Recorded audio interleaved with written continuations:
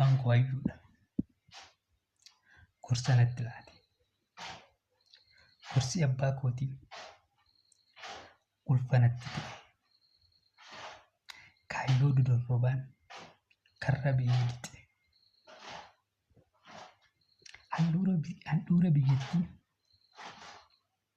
Finfinnee yoon ga'u kaniin ani hin beeknellee waan dhageenye shamarran qaroomte ishee qullaa yaaddu. Arguun irraa bahe dhaqeetiin dubbise harka itti kennee ceekuun itti bu'e. Saree abbaa agarte eegee wixwix godheen waliin karaa bu'e. Manannaan galatte. Xillaadhaaf farsoo biiraan illee kun haraqeen saaxiin loonziin kiiloo. Jimaanis rijimii dulluqqannaan aannan afiirraa akkana rabbiin simmuutinii.